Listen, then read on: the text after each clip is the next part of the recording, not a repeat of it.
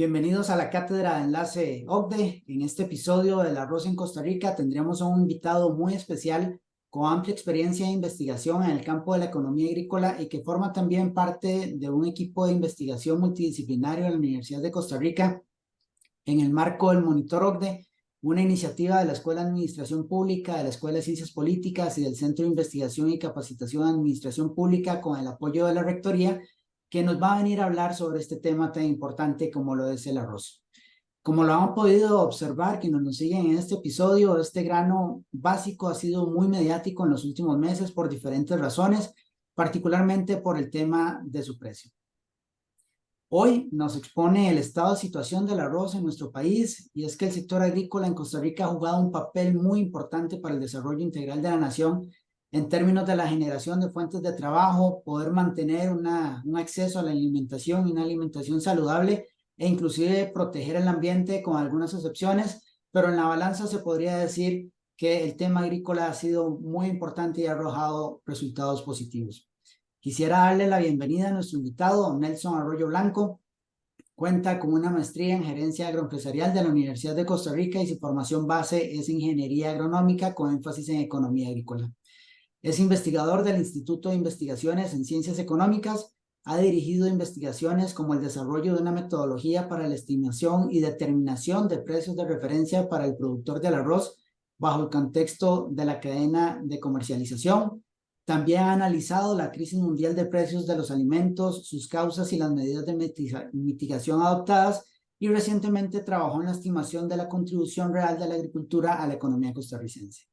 Muchas gracias, Nelson, por acompañarnos el día de hoy en esta jornada de investigación que sin duda impactará a quienes nos acompañan en esta sesión y nos vean posteriormente, sean estudiantes, colegas, docentes, investigadores, la comunidad académica en general y, por supuesto, los sectores públicos y privados y toda la sociedad costarricense, que también es importante que conozcan los diferentes procesos de investigación y los resultados que hace la Universidad de Costa Rica. Hoy nos va a hablar del arroz y de las transformaciones que se ha tenido o se ha identificado en esta agrocadena en las últimas décadas. Y sin mayor preámbulo, don Nelson, ¿por qué es importante analizar y comprender este tema en la economía agrícola? ¿Cuáles son esos principales hitos o fenómenos a tener en cuenta? Y, por supuesto, ¿cómo esto nos debería ayudar a tomar decisiones? Bienvenido. Ok, bueno, muchas gracias Esteban por la invitación. Bueno, es un gusto estar aquí y que me tomen en cuenta y, bueno, tratar de aportar un poquito de lo que hemos trabajado a lo largo de varios años aquí en el Instituto de Investigaciones en Ciencias Económicas. Bueno, es muy importante ver de dónde venimos, qué ha pasado a lo largo de más de 100 años de historia de arroz, ¿verdad? Qué programas se han hecho, sistemas de apoyo, eh, programas que se han hecho en diferentes épocas del tiempo, si hemos sido autosuficientes, siempre si hemos dependido de las importaciones. Es muy importante conocer todo lo que hemos hecho para que lo que vengamos a hacer a partir de ahora no repitamos tal vez los mismos errores que hemos cometido a lo largo de más de 100 años, ¿verdad? El arroz de ahí, como vamos a ver más adelante, se convirtió, a diferencia de los restos de los países de Centroamérica, en el principal cereal de consumo, ¿verdad? A diferencia de los otros países, que es el maíz, ¿verdad? Aquí el arroz desplazó al maíz y entonces el arroz es el producto por excelencia, digamos, en la canasta básica de los consumidores. Pero también tenemos que ver qué decisiones tomamos, ¿verdad? Vamos a pensar en soberanía alimentaria, producir todo lo que consumimos, o vamos a pensar en una seguridad alimentaria, ¿verdad? Somos competitivos para pensar en esos conceptos, ¿verdad? Y si no somos competitivos, ¿quién va a pagar eso? El consumidor, como aparentemente venía haciéndose, o el Estado va a continuar dando programas de subsidio, tiene los recursos fiscales para continuar dando crédito subsidiado, transferencia de tecnología, etcétera, ¿verdad?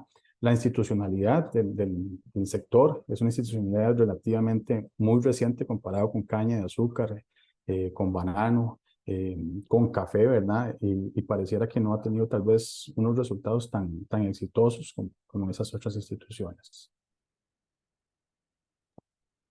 Claro, claro, definitivamente es importante tener esta noción, sobre todo para la toma de decisiones desde política pública, de cómo los productores también pueden tomar esas políticas públicas y generar mayor valor agregado y, por supuesto, no solo la riqueza desde el punto de vista empresarial, sino también del beneficio que puede obtener el consumidor costarricense.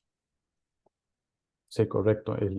Aquí, a la hora de formular políticas públicas, uno de los problemas que hemos tenido siempre es que se piensa en el productor, en la industria, pero siempre se ha dejado de lado el consumidor, que al final de cuentas es el más beneficiado o el más perjudicado, dependiendo de las políticas, ¿verdad? Y en el caso del arroz, como vamos a ver más adelante, es un producto clave principalmente para las personas de los quintiles 1 y 2, ¿verdad? Los quintiles más pobres, de más bajos ingresos. Entonces, de ahí el impacto que tiene cualquier política que se tome en este sector sobre la gente de más bajos ingresos. Sí, efectivamente hay una necesidad de llevar al consumidor no solo un buen producto, sino también que se logre identificar en ese eslabón. De repente puede ser el eslabón más débil, ¿verdad? Muy dependiente de la Ujú. estructura económica y a partir de ahí, pues tiene que tomar muchas veces decisiones que son básicamente obligadas, ¿verdad? Sabemos el tema de la elasticidad de los diferentes productos y el arroz cae, digamos, dentro de esa discusión. Sí, correcto. Hay un tema, digamos, en la parte institucional, digamos, que tenemos en la parte con arroz, tenemos el Estado con dos ministros o viceministros en su junta directiva, representantes de agroindustria, representantes de productores, pero el consumidor no está y las decisiones que se tomen en esa junta directiva, pues realmente impactan a todos. Hay un fallo, si no me estoy equivocado, en la sala cuarta, que ordenaba modificar esa composición de la junta directiva para que esté presente los consumidores ahí. Lamentablemente eso no se ha logrado, ¿verdad? Y parece muy complejo que se vaya a lograr, pero como le mencionaba anteriormente, cualquier decisión política que se tome ahí va a impactar al consumidor, ¿verdad? Sí, sí, definitivamente hay que trabajar en ese lineamiento de política pública, tener esa vinculación con el consumidor también, sobre todo porque en Costa Rica este grano está presente al menos 3 veces al día, ¿verdad? Y en algunos hogares lamentablemente es básicamente lo único que consumen. Ujú. Sí, correcto. Los consumos del país son de los más altos a nivel mundial, superan casi que en todos los casos los 50 kilos, ¿verdad? Por persona al año. Entonces, sí es un cultivo, como dice usted, que está presente en el desayuno, en el almuerzo, en la cena y muchas veces es el único alimento que está disponible en ciertos hogares, principalmente los de más bajos ingresos. Entonces, el impacto social que tiene el comportamiento de este cultivo es muy fuerte, principalmente para las poblaciones de más bajos recursos. Y en términos populares, don Nelson, ¿cómo está el arroz? Bueno, el arroz, hay un cambio de política radical a partir del 2023, 3 de agosto del 2023, con la ruta del arroz, ¿verdad? El arroz venía, por decir así, en franco descenso, digamos, el área sembrada, la producción, ¿verdad? Pero esto generó incertidumbre, todavía más incertidumbre de la que había, ¿verdad? Y básicamente lo que vamos a ver es como un poco la evolución del sector a lo largo histórico de los censos agropecuarios en los últimos años, ¿verdad? Y vamos a cerrar con la ruta del arroz, ¿verdad? ¿Qué ha pasado con el precio? Que eso es clave, ¿verdad? ¿Ha bajado o no ha bajado? Vamos a ver dos criterios, el criterio del INEC, el criterio del MEI y una observación puntual que yo hice, ¿verdad? Y al final de cuentas plantea una pregunta que hay en la nebulosa, ¿verdad? ¿Por qué? ¿Por qué eso no se ha visto ese reflejo, ¿verdad? Hay señales, pero esas señales no se generalizan, ¿verdad? Entonces, de que hace incógnita, ¿verdad? Ahí hay tal vez hay algunas instituciones del Estado con poder de analizar ese mercado puedan hacer algún estudio a profundidad y ver qué es lo que está pasando. De acuerdo, don Nelson, adelante, le ponemos toda la atención. Bueno, el arroz en Costa Rica, en esta situación, como les comenté anteriormente, la idea es ver de dónde venimos, ¿verdad? ¿Qué hemos hecho a lo largo de más de 100 años de historia, ¿verdad? Cómo está la situación actual, las últimas medidas de política que se han tomado hacia el sector y qué ha pasado con el precio del arroz, ¿verdad? Que es, como dijo Esteban, es un tema clave y polémico en los últimos años y más en los últimos meses, ¿ok? Vamos a ver los antecedentes del cultivo del arroz en Costa Rica. Estos tenemos aquí una línea del tiempo que vemos los 6 censos agropecuarios del país desde 1905 hasta 2014. Tenemos prácticamente más de 100 años de historia. Vamos a ver más de 100 años de historia, ¿verdad? En 1905 teníamos menos de 2.000 hectáreas de arroz. El 69% de ese arroz estaba sembrado en Alajuela, Mora, Punta Arenas, Heredia y Esparta. Como característica, la producción de ese arroz estaba concentrada en el Valle Central, donde se ubicaban los centros de población y los centros de consumo, ¿verdad? Las técnicas de cultivo eran rudimentarias, básicamente era la corta del bosque, la quema, preparar suelos y sembrar el cultivo hasta agotar los suelos y buscar nuevos terrenos, ¿verdad? La producción fue insuficiente para cubrir el consumo.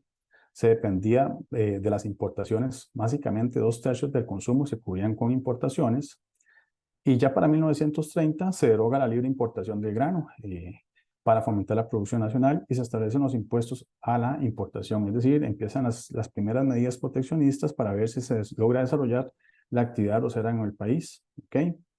El consumo empezó a crecer y la producción respondió creciendo, ¿verdad?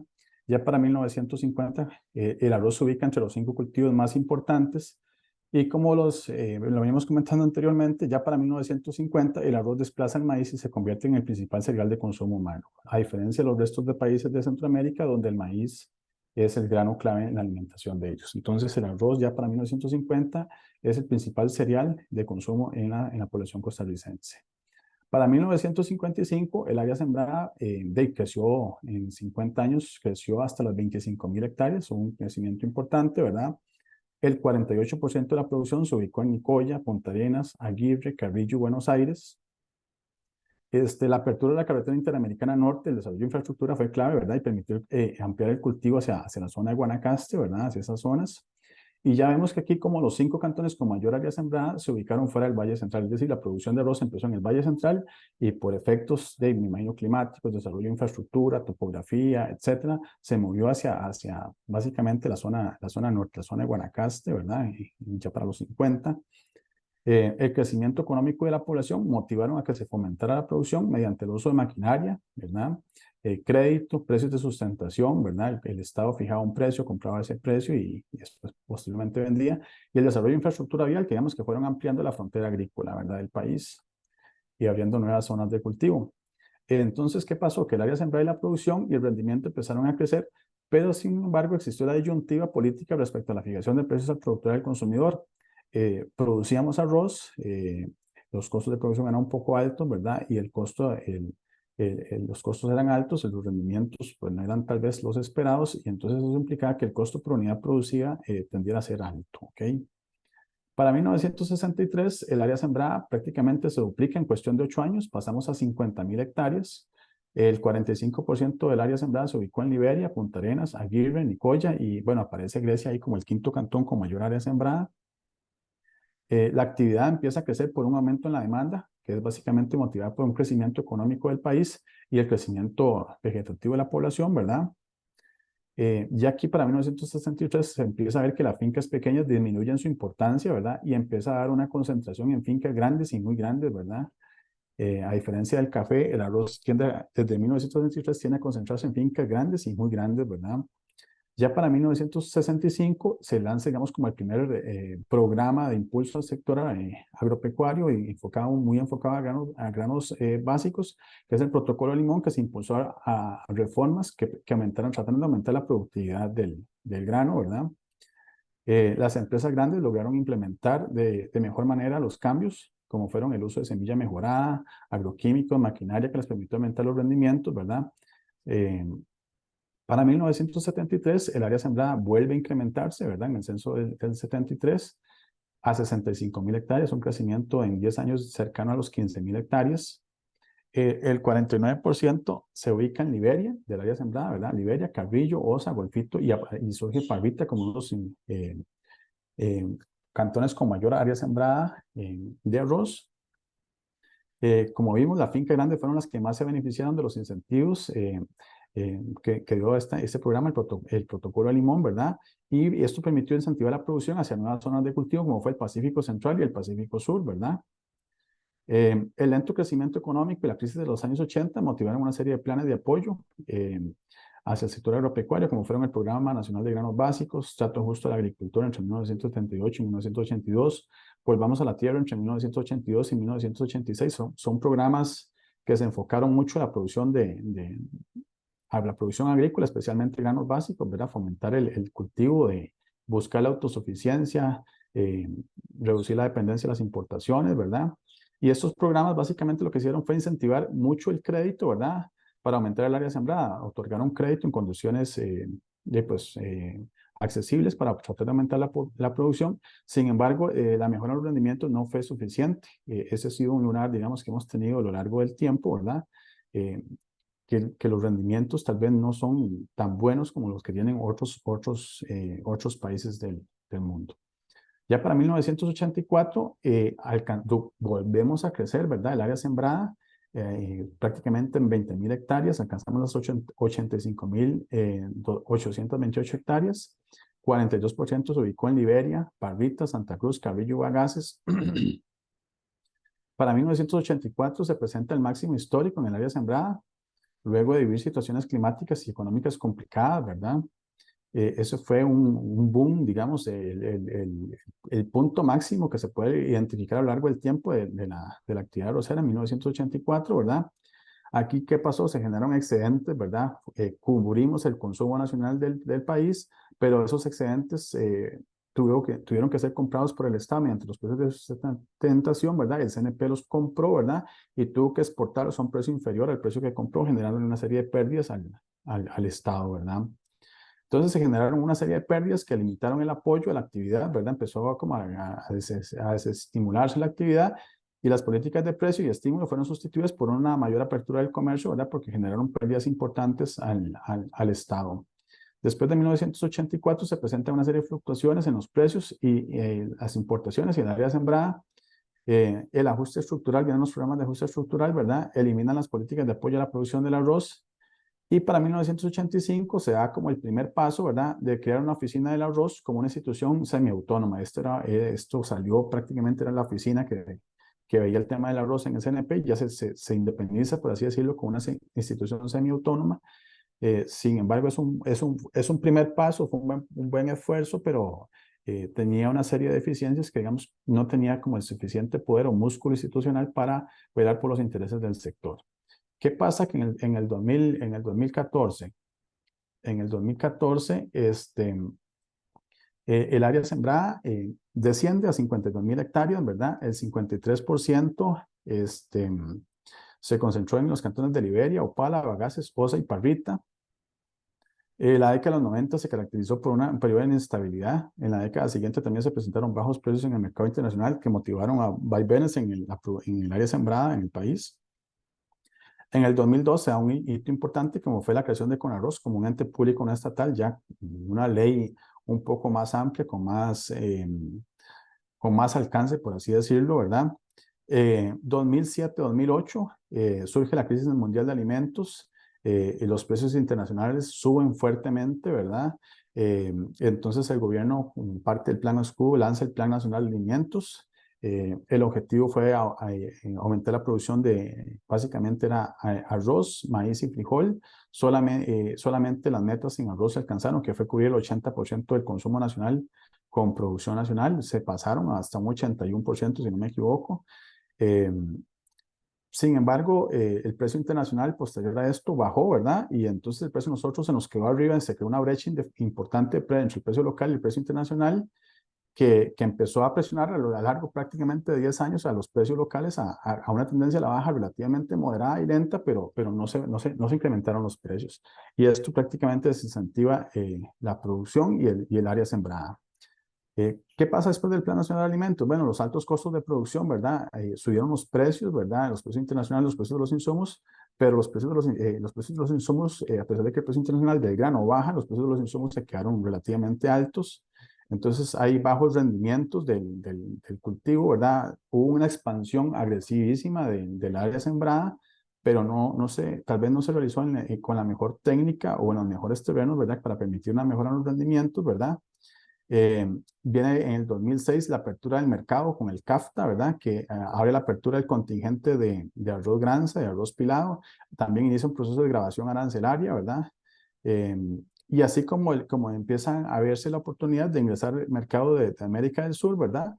Que es un grano de buena calidad a precios relativamente muy competitivos, ¿verdad? Y a pesar de que se pagaba el arancel, empezó a ingresar fuertemente la presencia del grano sudamericano y empieza a bajar el área sembrada y el número de productores. Vamos a ver algunas generalidades rápidas del sector, ¿verdad? Un poco de su evolución a lo largo de por lo menos los últimos 20, 30 años, ¿verdad? Como vemos, el área sembrada alcanza un máximo aquí en la década de los 83-84, ¿verdad? 88.000 hectáreas, después presenta una serie de fluctuaciones. Viene la crisis de alimentos, 2007-2008, ¿verdad? Y más o menos aquí empieza la crisis de alimentos, vean el brinco que pega esto, ¿verdad? Más o menos 2010-2011 ya cumplimos la meta de cubrir el 81% del consumo nacional con producción nacional, alcanzamos las 81.000 hectáreas, pero posteriormente, como les dije, el precio internacional subió, luego baja, pero el precio local se quedó arriba, se creó una brecha entre el precio local y el precio internacional, y el precio local, pues durante prácticamente 10 años, eso sí hay que reconocerlo, no subió, más bien presentó bajas leves, ¿verdad? Y eso es un desincentivo para los productores y un descenso en el área sembrada. Vamos a ver en la producción de arroz granza, más o menos desde 1995 hasta el 2022. Como vemos aquí, la crisis de los alimentos, 2007-2008 y el 2010-2011, la producción se incrementa un 54%, se identifica como principal incentivo el incremento en el precio local. Vamos a ver que entre noviembre del 2007 y noviembre del 2008 el precio se incrementó un 64% en menos de un año, pasando de 14.000 colones por saco, 14.827 a 24.315 por saco. Y posteriormente, pues inicia un proceso de descenso, ¿verdad? La producción entre el 2010 y 2011 y 2020 2020 y 2021, la producción baja en un 47%. Aquí el principal incentivo, como les digo, es un descenso en el precio del productor. Ven que aquí fue menor, ¿verdad? Un menos 7.27% de julio del 2010 a julio del 2021, al pasar el precio de 24.315 a 22.547 por saco, ¿ok? Los rendimientos promedio, como les decía, como vemos en el análisis de antecedentes históricos, el rendimiento ha sido un tema de polémico, ¿verdad? Que siempre nos ha, por decirlo así, nos ha atormentado, ¿verdad? Tenemos costos de producción relativamente altos, pero los rendimientos no son tan buenos, entonces eso hace que el costo por unidad producida tienda a ser alto. Identificamos 4 periodos de rendimiento desde 1980. El primer periodo es cuando estamos menos de 4 toneladas por hectárea, ¿verdad? Vemos una buena época a finales de los 80, donde el rendimiento ya llega a las 4 toneladas por hectárea y estuvo fluctuando cerquísima de llegar a las 5 toneladas por hectárea. Aquí también estuvimos cerca de llegar a las 5 toneladas por hectárea, pero viene el periodo 2000-2001, ¿verdad? Y el rendimiento se mantiene por debajo de las 4 toneladas por hectárea y prácticamente durante más de 10-12 años se mantiene por debajo de 4 toneladas por hectárea. Esto afecta realmente los costos de producción, ¿verdad? Aquí en este periodo, en la parte inicial, los precios internacionales estaban muy bajos, ¿verdad? Entonces, no había incentivos para aumentar los costos los precios de venta al productor, ¿verdad? Entonces, probablemente no atendían bien los cultivos, los precios de los insumos crecían, tal vez la transferencia de tecnología no se incentivó. Más o menos por aquí, 2002 surge con arroz, ¿verdad? Y no se ve como que hay un despegue de los rendimientos o un impacto en los rendimientos a partir de la creación de la corporación. Y cerramos en el 2010, 2012, 2013 con 3.39 toneladas por hectárea. Vean que a 2006-2007, cuando hay un crecimiento importante en el área, más bien los rendimientos tendieron como a bajar, ¿verdad? Eso hace pensar que ese aumento en el precio motiva a que mucha gente que en algún momento se había salido de arroz o se había pasado a otros cultivos, viera una oportunidad de meterse ahí a cultivar arroz, pero tal vez no tenían el expertise, la maquinaria, la tecnología, los terrenos adecuados, ¿verdad? Para haber impulsionado ese cultivo, más bien impactaron los rendimientos, ¿verdad? Aquí vemos una tendencia a la baja en los rendimientos. Ya a partir del 2012-2013 se empieza a ver un incremento en los rendimientos, pero yo lo siento que este incremento en los rendimientos en los últimos años está muy relacionado con la reducción del área sembrada. Probablemente este montón de gente que se metió aquí 2007-2008 con la crisis de los alimentos y ese incentivo de precio empezó a abandonar el cultivo, es decir, esos terrenos marginales que en algún momento o no aptos para el cultivo, o productores que no tenían tal vez la maquinaria y el equipo o la expertise para sembrar arroz empiezan a salir. Los que van quedando, por así decirlo, son los que tienen mejores conocimientos, mejores condiciones, mejores suelos, y entonces el rendimiento empieza a incrementarse. Sin embargo, en el último periodo, 2021-2022, se le presenta un leve descenso y estamos hablando en 4.34 toneladas por hectárea, cuando hay países que están en 7 o incluso hasta 8 toneladas por hectárea. Entonces, por ejemplo, el tema de los rendimientos es un punto clave para el sector. La concentración de los productores, bueno, básicamente hay una clasificación de productores en tres tamaños, ¿verdad? Los pequeños, ahí están los microproductores, que son los que tienen menos de 10 hectáreas, pero los pequeños ahora estaríamos hablando de menos de 50 hectáreas, los medianos que están de 50.1 hasta las 200 hectáreas, y los grandes son los que tienen más de 200 hectáreas. En el 2004-2005 tenemos que habían 1.082 productores, ¿verdad?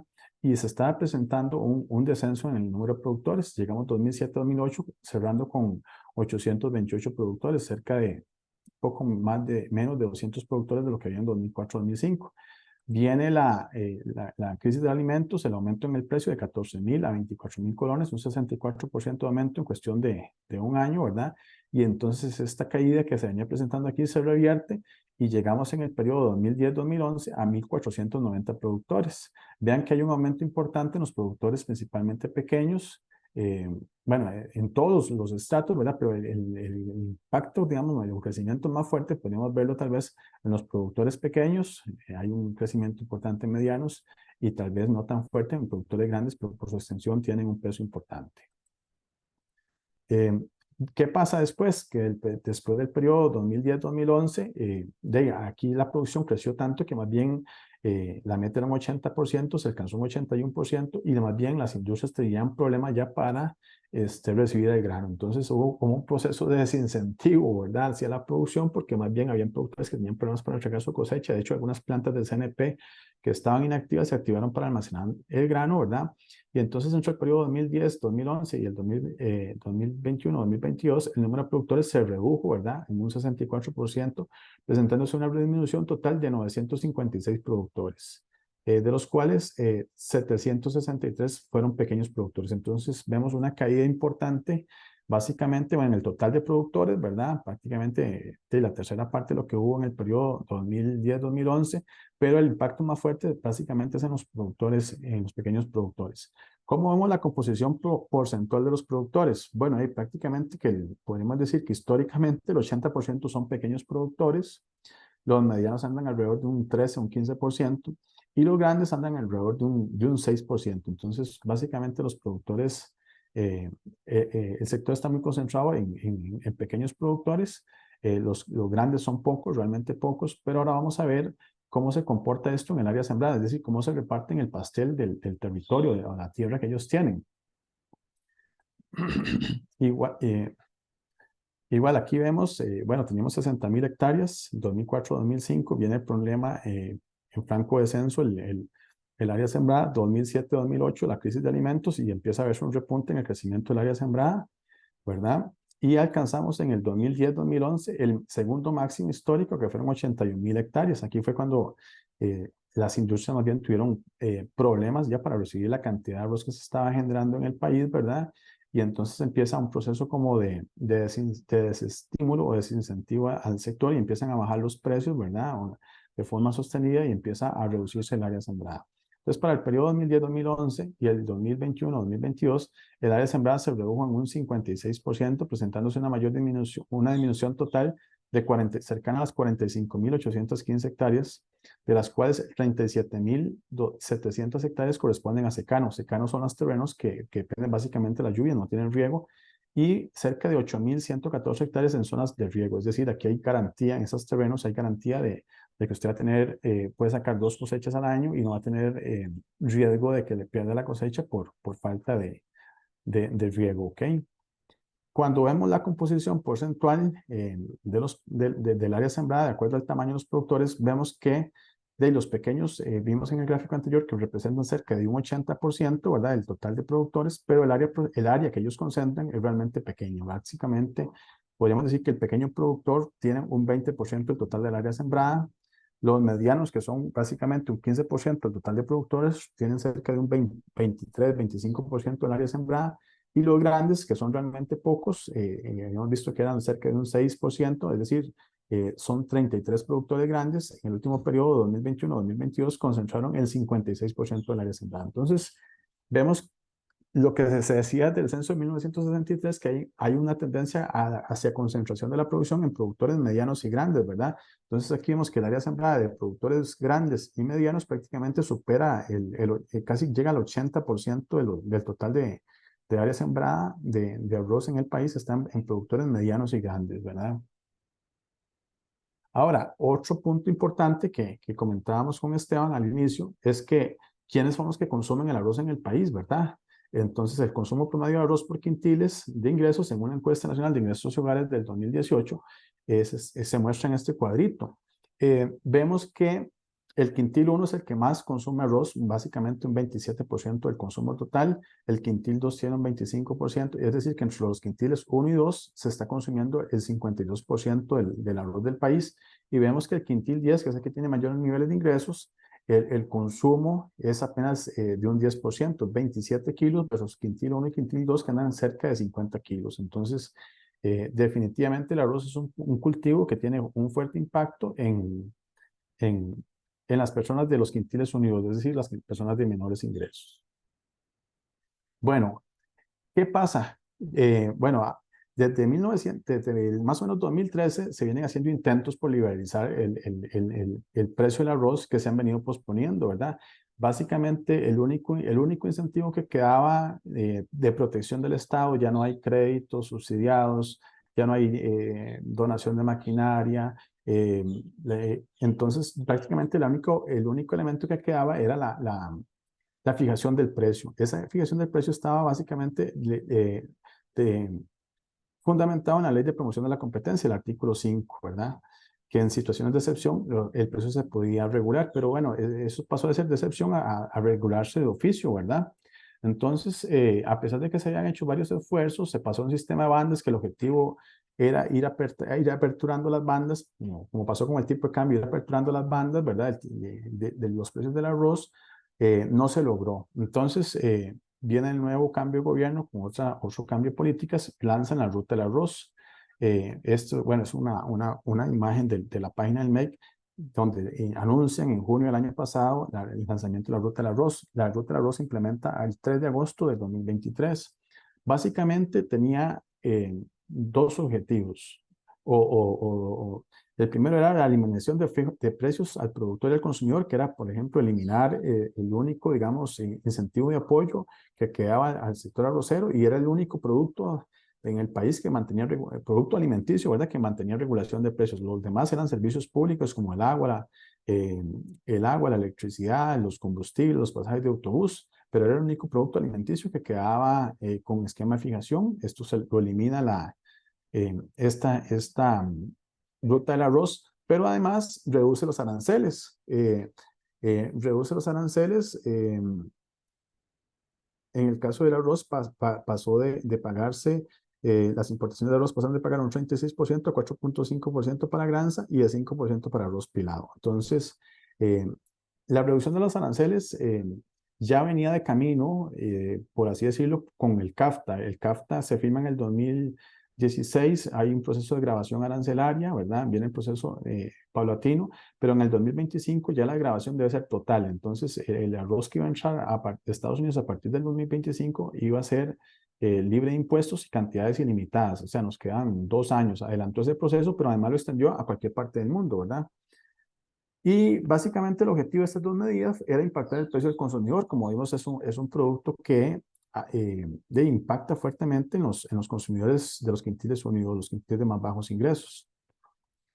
La Ruta del Arroz también incluía un proyecto de ley para apoyar a los pequeños productores, los productores que se decidieran retirar de la actividad o que decidieran continuar la actividad. Se les da un subsidio, digamos, dependiendo del área sembrada. A los que tenían más, se les iba a pagar más por el área que ellos tenían en los últimos periodos agrícolas. Sin embargo, eso fue retirado a la Asamblea Legislativa y no se realizó una nueva propuesta. Es decir, ese incentivo de apoyo a los pequeños productores no lo quedó debiendo, ¿verdad? O sea, no se ha se retiró ese proyecto de ley y no se ha presentado ninguna alternativa para subsanar esa falta de ese apoyo. ¿Qué ha pasado?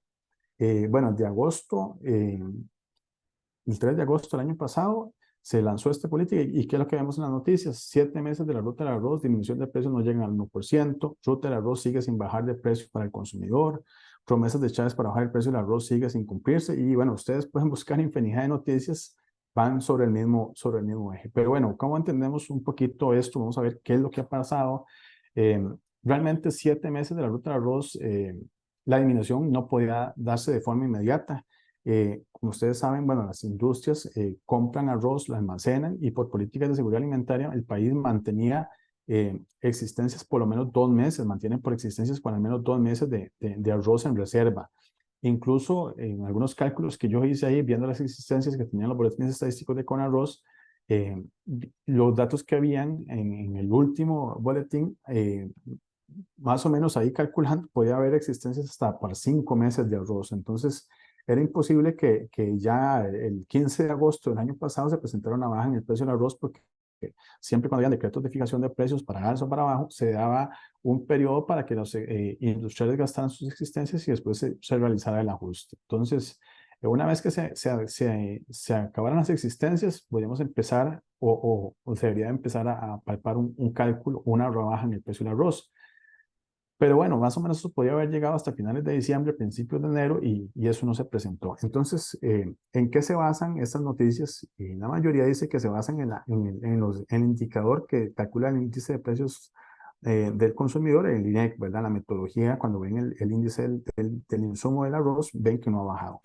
Entonces, lo que hice fue sentarme un poquito a ver qué es lo que hace el INEC, la metodología, ¿verdad? Para tratar de comprender por qué esa metodología del INEC no capta esa baja en los precios del arroz y cómo está construido ese índice de precios del arroz. Entonces, el índice de precios del arroz, que tiene como base diciembre de 2020, en el 2020 estrenamos un nuevo índice de precios, ¿verdad?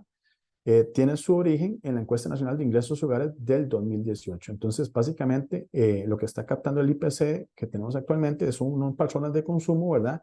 Que determinaron la encuesta nacional de hogares del 2018, es decir, mucho antes al proceso de liberalización de precios del arroz que se presentó en agosto del año pasado. El ENIC, la ENIC del 2018 determinó que el 71% de las compras de arroz las realizaban los consumidores básicamente en supermercados.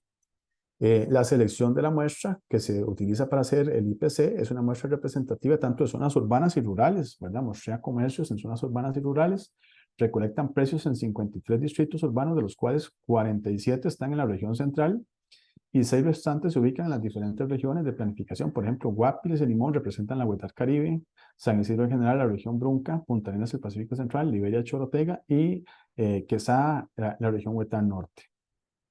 Entonces, el IPC lo que hace es que sigue los precios de los bienes y servicios representativos del consumo de los hogares, que representan el 84.23% del gasto del consumo total. Entonces, vemos que estadísticamente es una metodología muy robusta, ¿verdad? La forma en que se calcula el IPC, pero vean que viene enfocado en patrones de consumo de la encuesta del ENIC del 2018.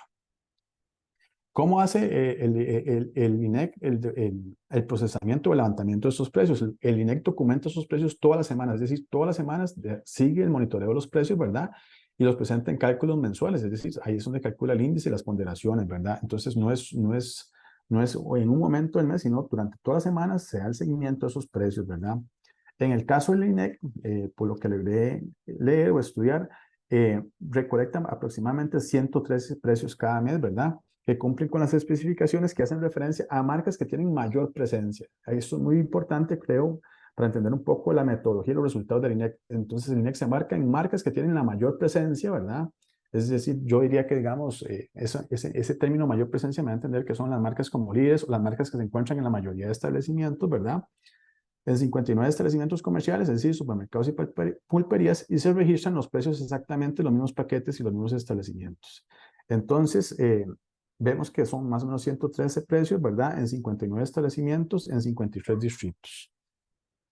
Pero hay algunas consideraciones que hay que ver en la metodología del INEC, que es una metodología estandarizada a nivel internacional. Por ejemplo, no consideran ofertas. Entonces, por ejemplo, si hay un producto gratis distinto o el mismo producto. Entonces, por ejemplo, si hay una bolsa de arroz de 5 kilos y el supermercado le está dando a usted una botella de aceite, un paquete de espagueti, una bolsa de frijoles, ese caso no entraría. O si digamos, por ejemplo, hay una bolsa de arroz a un precio, si usted lleva 2 bolsas, le dan otro precio, ese caso no entraría. O por ejemplo, producto gratis por la compra de otro igual.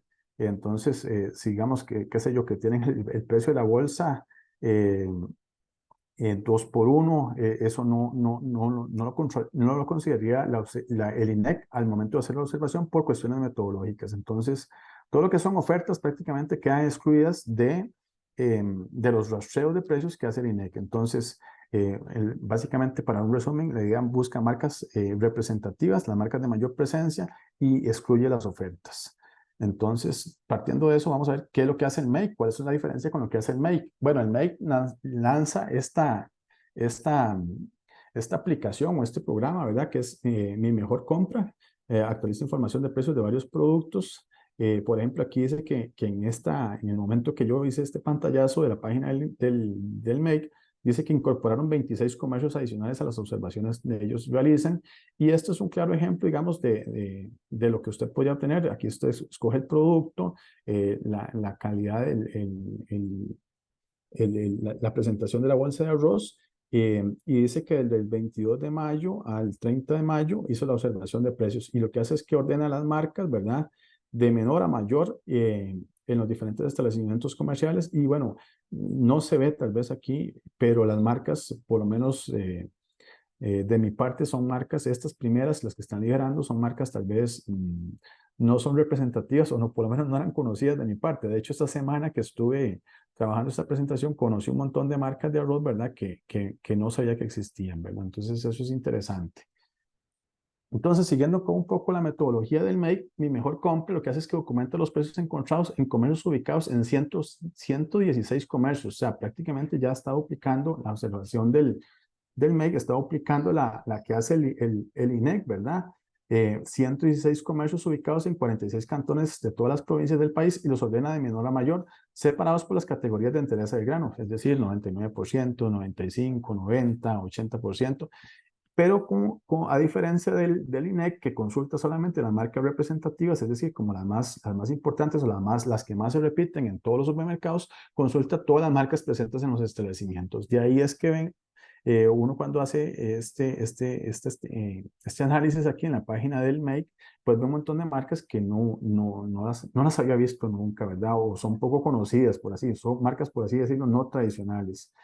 Entonces, ¿qué es lo que pasa? Que la observación del INEC la consulta se realiza durante una semana de cada mes, es decir, es una observación puntual, no es como el INEC que da el monitoreo a lo largo de toda la semana, ¿verdad? Y después calcula un promedio, ¿verdad?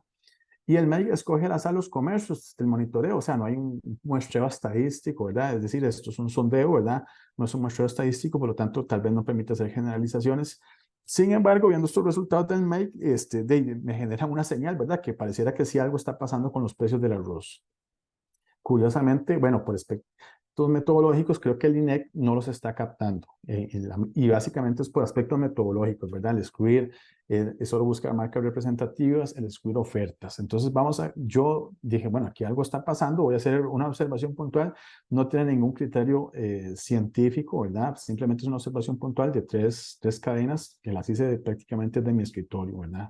Entonces, 3 observaciones puntuales de precios. Me senté de la computadora, vi las tiendas en línea de 3 tiendas, de 3 cadenas de supermercados.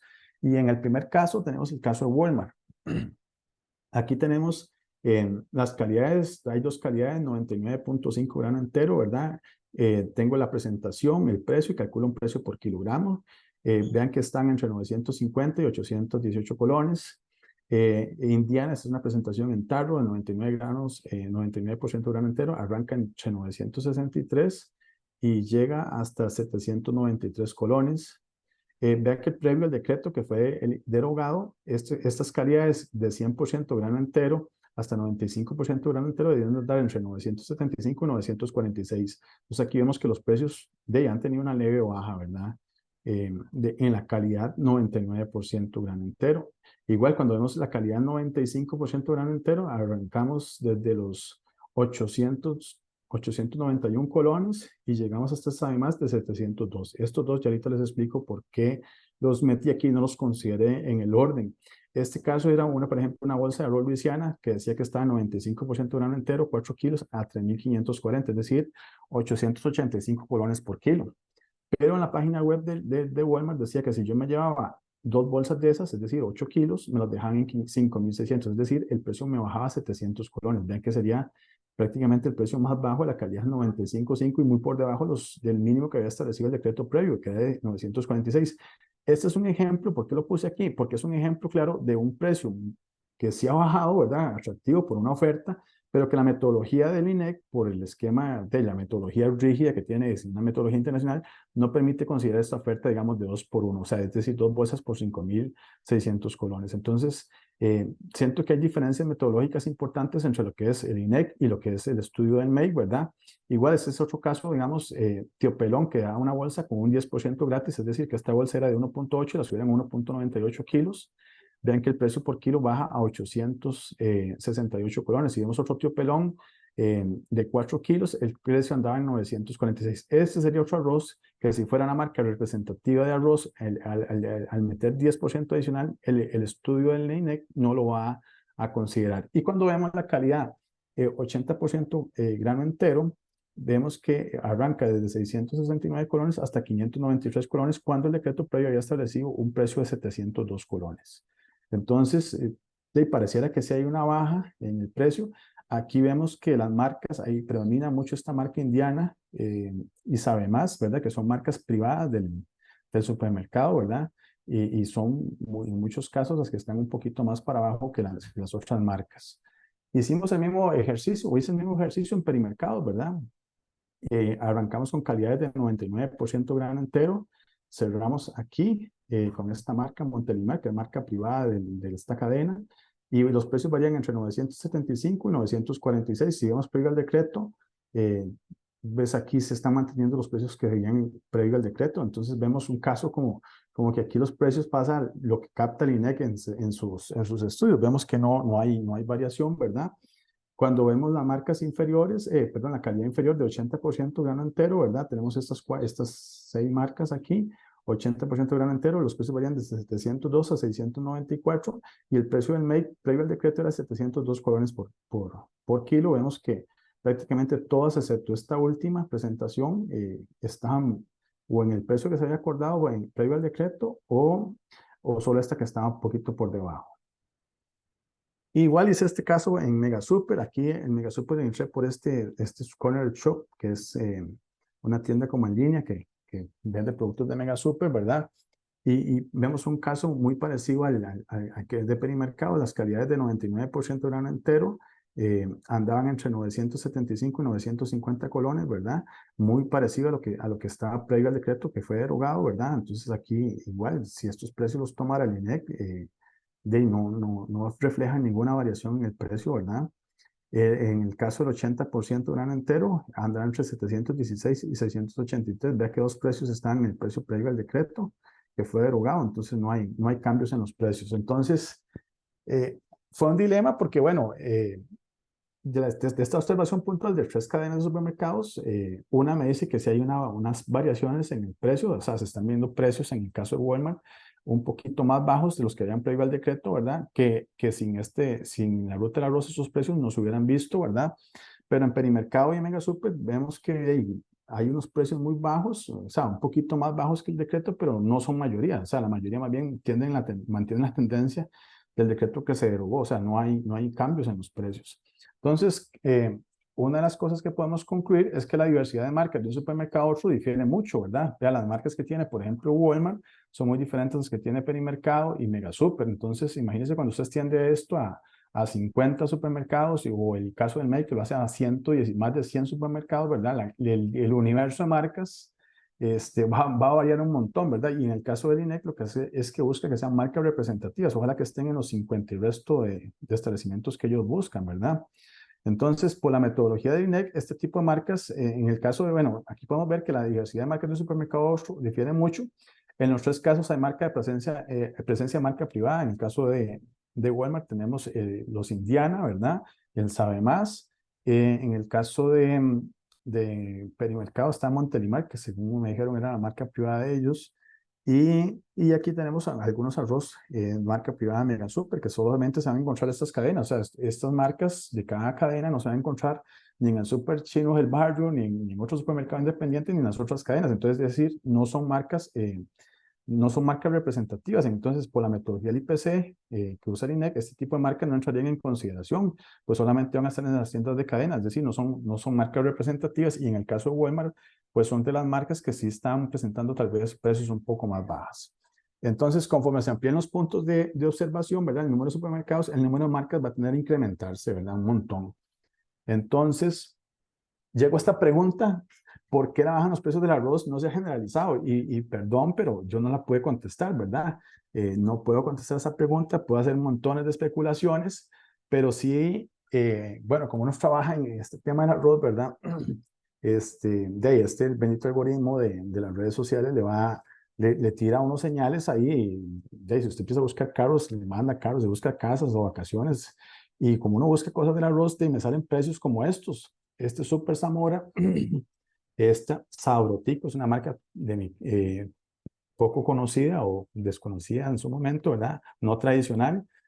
Salió este Super Zamora en Tilarán con un precio de 1.8 kilos, 99% grano entero, en 1.200, es decir, el kilo a 666 colones, más bajo que todas las marcas que yo vi en las tres cadenas, ¿verdad?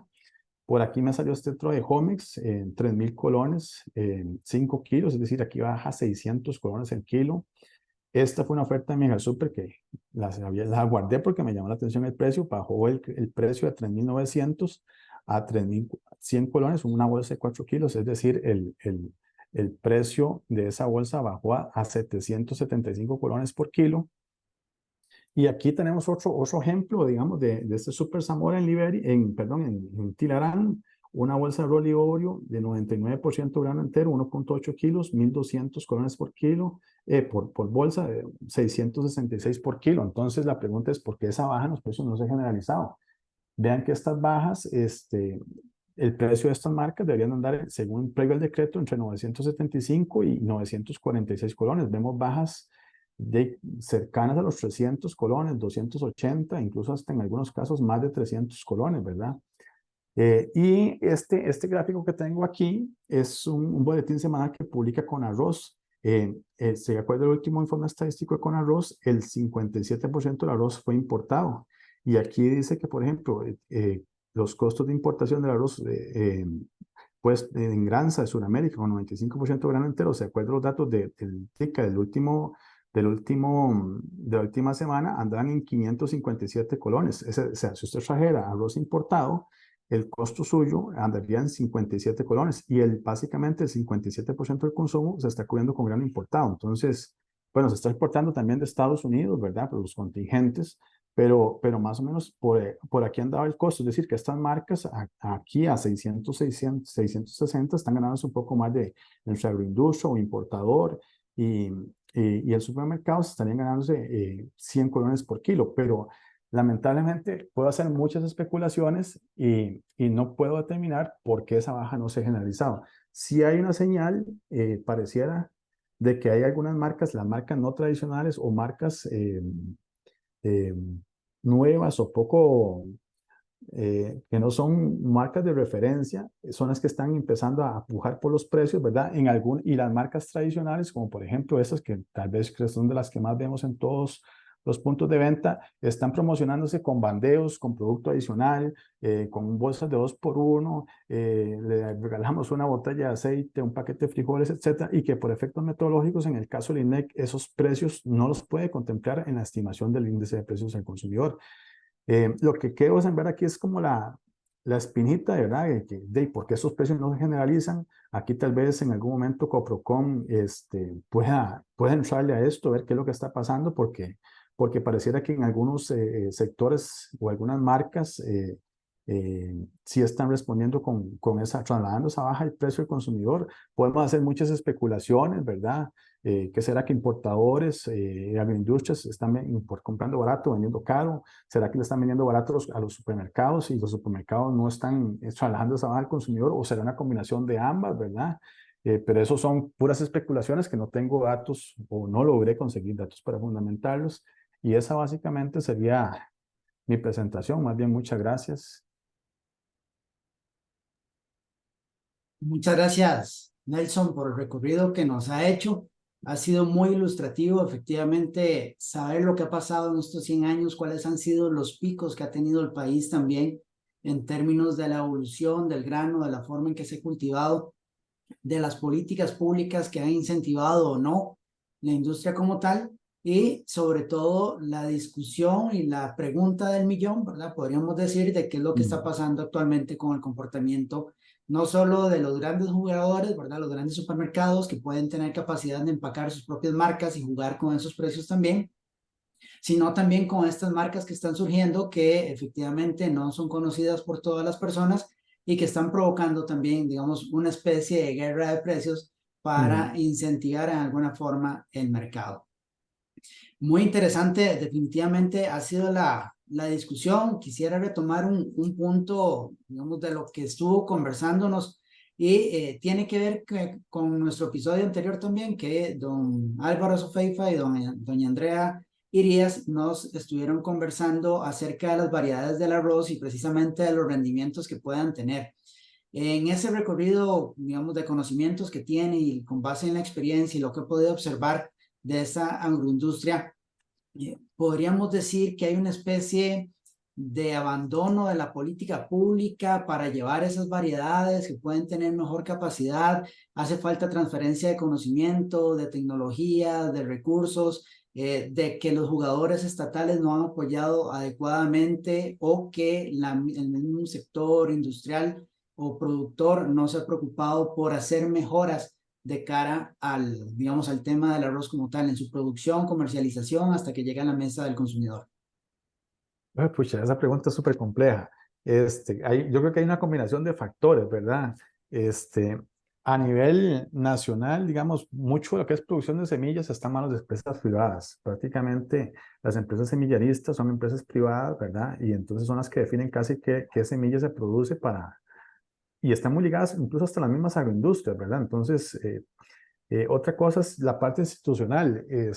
Hace mucho tiempo, bueno, recuerdo que con arroz compró una semilla, unas maquinaria, unas trasplantadoras y todo para investigar en generar nuevas variedades de cultivo, ¿verdad? Y entonces, bueno, era un paso muy importante. Al tiempo vi que estaban subastando la maquinaria, o sea, y usted se dice cuántas variedades ha generado con arroz o cuántas variedades ha liberado con arroz junto con el INTA.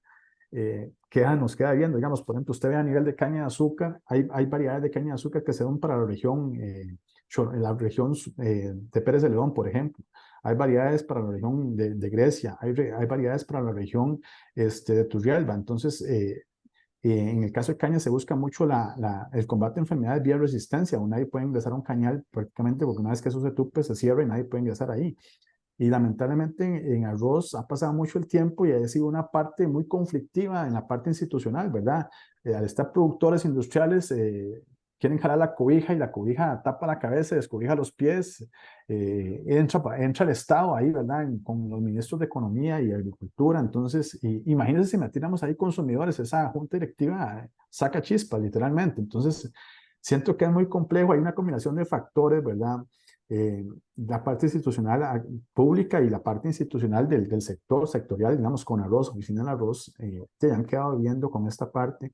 Eh, Usted ve, por ejemplo, la parte de directores ejecutivos. Yo entré a la U y me acuerdo que estaba don Jorge Sauma en Corvana y hace como 2 años anduvimos haciendo un trabajo en Corvana y estaba don Jorge Sauma. Entonces, imagínense el seguimiento de políticas a largo plazo, ¿verdad? Que él puede dar, ¿verdad? En cambio, con arroz, es un lugar que rotan demasiado la parte directiva, director. Usted ve cada rato director de investigaciones, concursos que están buscando son una liberación de una variedad, es un proceso que lleva años, es un proceso a largo plazo, entonces eso es muy complejo. Yo siento que sí ha fallado. Creo que el Estado también ya se ha como, yo siento, por así, viendo el análisis histórico a largo plazo, yo siento que el Estado ya está como tirando la toalla, ¿verdad? Ya ha hecho N números de programas de apoyo, los rendimientos por cuestiones climáticas, no levantan, ¿verdad? No somos tan buenos como, por ejemplo, en banano, que tenemos récord en producción de piña, ¿verdad? y realmente eso nos encarece y nos impacta el precio del consumidor, ¿verdad? Y empiezan las luchas de fijaciones de precios entre que el productor quiere que le suban, que el industrial todavía no lo pueden subir porque dice que le está importando lo más barato, ¿verdad? El consumidor, por otro lado, que no tenía cómo defenderse, ¿verdad?